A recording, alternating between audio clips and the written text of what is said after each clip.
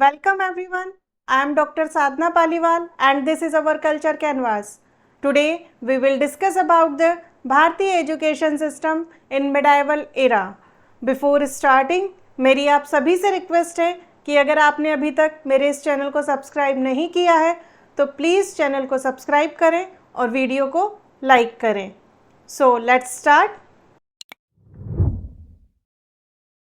भारतीय education system ancient to modern era की series में हमने प्रीवियस लेक्चर में एंशियंट टाइम पीरियड में इंडियन एजुकेशन किस टाइप से था उसके बारे में स्टडी किया था. अब इसके आगे हम आज के लेक्चर में मिडेवल टाइम पीरियड में इंडियन एजुकेशन किस टाइप से था उसको डिस्कस करेंगे. जो टॉपिक्स हम कवर करेंगे वो है एक जनरल इंट्रोडक्शन और उसके बाद में की features of this era. India में जो मुस्लिम रूल है उसकी स्टार्टिंग किस टाइप से हुई, सबसे पहले हम इसके बारे में थोड़ा सा डिस्कस करना चाहूँगी कि एंशियंट टाइम पीरियड में हमने देखा कि इंडिया के ऊपर हिंदू शासकों का रूल रहा है, लेकिन 11वीं सेंचुरी तक आते आते मुस्लिमों के आक्रमण जो हैं वो भारत पर शुरू हो जाते हैं. महमूद गजनवी ने 11वीं सेंचुरी में 17 टाइम इंडिया के ऊपर अटैक किया और उसके जो अटैक थे उनका जो मेन मोटिव था वो था लूटमार करना. उसके बाद में मोहम्मद गोरी ने 12th सेंचुरी में आकर के फिर से इंडिया के ऊपर आक्रमण करना शुरू किया, लेकिन यहाँ पर मोहम्मद गोरी जो था उसके आक्रमण का जो मोटिव था वो बदलता है.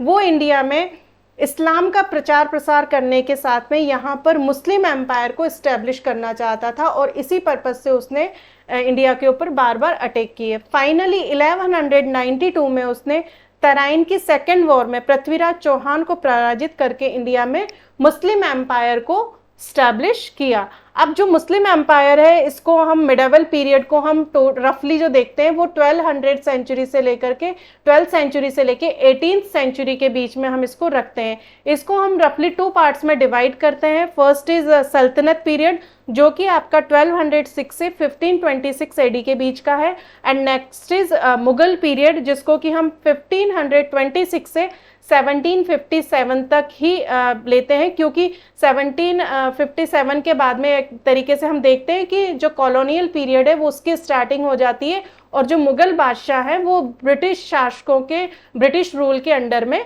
आते हैं. तो इस टाइम पीरियड में जो मिडेवल टाइम पीरियड है, इस टाइम पीरियड में हमारा जो इंडियन एजुकेशन सिस्टम था वो कैसा था. तो एक रफली अगर हम देखें तो यहाँ पर जो एजुकेशन था वो हिंदू ट्रेडिशंस और इस्लामिक ट्रेडिशन का एक मिक्सचर एजुकेशन जो था वो प्रोवाइड किया जाता था, क्योंकि अब इंडिया में एक नया एम्पायर इस्टेब्लिश हुआ है. तो जो मुस्लिम लीडर्स हैं वो अपने साथ में उनके न्यू कस्टम्स, उनके traditions, culture, new education systems को लेकर के आए.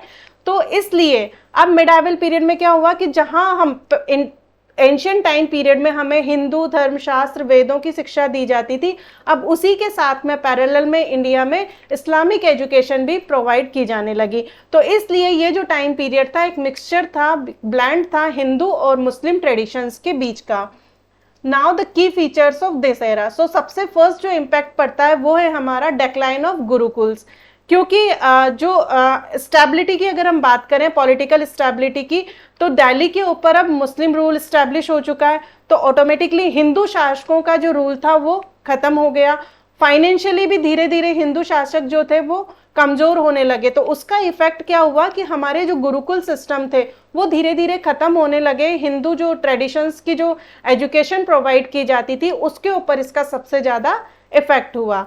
नेक्स्ट इज इस्लामिक इन्फ्लुएंस, क्योंकि मुस्लिम रूल इस्टेब्लिश हुआ तो वो अपने साथ में अपनी डिफरेंट लैंग्वेज को लेकर के आए, जिसमें स्पेशली वो पर्शियन और अरेबिक लैंग्वेज को अपने साथ में लेके आए. तो जैसे एंशियंट टाइम पीरियड में हमें संस्कृत लैंग्वेज में एजुकेशन प्रोवाइड की जाती थी और बौद्ध धर्म में पाली और प्राकृत लैंग्वेज में दी जाती थी, उसी टाइप से मिडेवल पीरियड में जो एजुकेशन प्रोवाइड की जाती थी वो पर्शियन और अरेबिक लैंग्वेज में दी जाती थी. यहाँ पर जो एजुकेशन था उसका मोटिव भी चेंज होता है. अब एजुकेशन का मेन ऑब्जेक्टिव जो है वो है इस्लाम का प्रचार प्रसार करना और इस्लामिक एजुकेशन प्रोवाइड करना.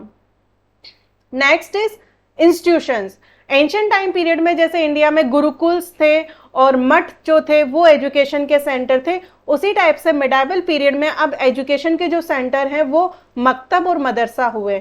मकतब ये जो है वो प्राइमरी एजुकेशन का सेंटर था. जैसे गुरुकुल होता था उसी टाइप से यहाँ पर प्राइमरी या बेसिक एजुकेशन प्रोवाइड की जाती थी।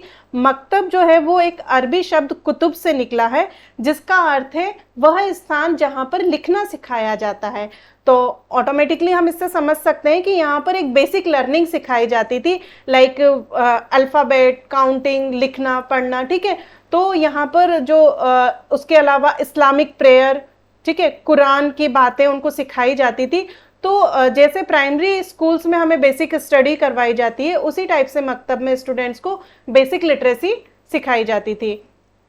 जो मकतब में जो एडमिशन होता था उससे पहले यहाँ पर एक संस्कार होता था जिसको बिस्मिल्लाह खानी संस्कार कहते हैं, यानी कि इस संस्कार के बाद ही स्टूडेंट को मकतब में एडमिशन मिलता था, और यहाँ पर जो टीचर होता था उसको मौलवी कहा जाता था।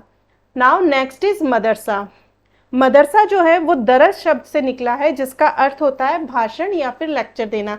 इट मीन्स वो प्लेस जहाँ पर कि लेक्चर मेथड के थ्रू स्टूडेंट्स को एजुकेशन प्रोवाइड की जाती है। तो जैसे हम देखते हैं कि हायर एजुकेशन में मोस्टली लेक्चर मेथड यूज़ किया जाता है, तो जो मदरसा थे वो हमारे हायर लर्निंग का सेंटर थे, और यहाँ पर स्पेशली जो फोकस किया जाता था वो रिलीजियस और लीगल स्टडीज़ पर फोकस किया जाता था। रिलीजियस यानी कि जो इस्लामिक एजुकेशन की जो पॉलिसीज़ हैं, उनकी जो कुरान और हदीस है, उनके बारे में यहाँ पर स्टूडेंट्स को जो सब्जेक्ट्स थे वो पढ़ाए जाते थे। नेक्स्ट इज करिकुलम, कि मदरसा में, क्योंकि मकतब में तो हम बेसिक एजुकेशन प्रोवाइड कर रहे हैं, लेकिन मदरसा में आकर के जो करिकुलम है उसकी रेंज जो होती है वो काफ़ी वाइड हो जाती है। तो इसको हम 2 पार्ट्स में डिवाइड करते हैं, core subject and other subject. तो कोर सब्जेक्ट जहाँ पर कि उनको रिलीजियस बेस्ड एजुकेशन प्रोवाइड की जाती है, और स्पेशली उनको अरबी और पर्शियन लैंग्वेज में ही यहाँ पर उन्हें एजुकेशन प्रोवाइड की जाती है, जिसमें उनको कुरान, हदीस, इस्लामिक लॉ एंड थियोलॉजी, जो कि स्पेशली आपके रिलीजन और धर्म से रिलेटेड होता है, तो ये उनको कोर सब्जेक्ट थे जो कि उन्हें कंपलसरी पढ़ाए जाते थे। उसके अलावा जो अदर सब्जेक्ट्स थे उसमें उनको philosophy, logic, mathematics, astronomy, medicines, ये वाले सब्जेक्ट्स भी अदर सब्जेक्ट्स के रूप में उन्हें स्टडी करवाए जाते थे। उसके अलावा वोकेशनल एजुकेशंस भी जो थी वो स्टूडेंट्स को प्रोवाइड की जाती थी।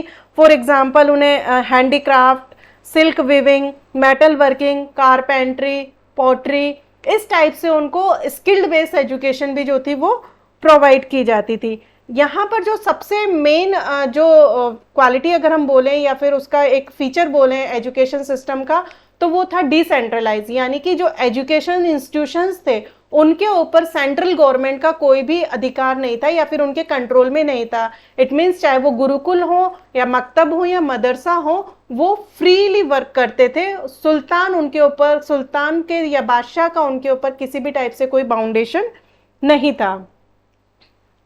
नाउ एक्सेस, इस्लामिक एजुकेशन जो थी बहुत ही लिमिटेड एक्सेसिबल थी, यानी कि जो लोअर कैटेगरी के जो पर्सन्स होते थे उनको जनरली एजुकेशन गेन करने का राइट नहीं था। मोस्टली जो नोबल पर्सन्स होते थे, मुस्लिम रूलर्स के जो किंग होते थे, उनकी फैमिली मेंबर्स जो होते थे, या फिर जो मर्चेंट होते थे, वेल्थी मर्चेंट, और उसके अलावा जो सुल्तान और बादशाह के संरक्षण में जो भी अदर पर्सन होते थे या उनके जो मिनिस्ट्री मेंबर्स होते थे, सिर्फ उन्हीं लोगों को एजुकेशन गेन करने का राइट था। उसके अलावा विमेंस की एजुकेशन में भी यहाँ पर डिक्लाइन आता है। विमेंस को धीरे धीरे एजुकेशन यहाँ पर मतलब कम प्रोवाइड की जाती थी। तो यहीं से हम देखते हैं कि इंडिया में विमेन एजुकेशन का डिक्लाइन जो होता है वो स्टार्ट होता है। Now important educational centre, medieval period में जो एजुकेशन के मेन सेंटर थे वो थे आपका दिल्ली, आगरा, जौनपुर और बीदर। दिल्ली में कई सारे मदरसा और मकतब जो थे वो सल्तनत पीरियड में भी इस्टेब्लिश किए गए और मुगल पीरियड में भी इस्टेब्लिश किए गए। हुमायूं ने एस्ट्रोनॉमी और ज्योग्राफी से रिलेटेड डिफरेंट इंस्टीट्यूट जो थे वो दिल्ली में इस्टेब्लिश किए थे। आगरा जो था अकबर के समय में एजुकेशन का मेन सेंटर था, उसने यहाँ पर कई सारे मकतब और मदरसा इस्टेब्लिश किए थे। उसके अलावा कल्चर, आर्ट एंड क्राफ्ट का जो मेन सेंटर था वो आगरा था। जौनपुर जो है, जौनपुर भी मिडेवल पीरियड में इस्लामिक एजुकेशन का एक मेन सेंटर था। शेरशाह सूरी ने भी यहीं से एजुकेशन गेन किया था, और यहाँ भी बेसिकली जो कल्चर, आर्ट एंड क्राफ्ट का जो एजुकेशन था वो मेनली यहाँ पर प्रोवाइड किया जाता था।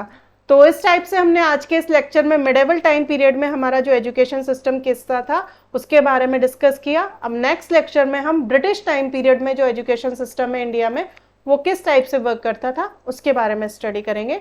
So thank you all of you.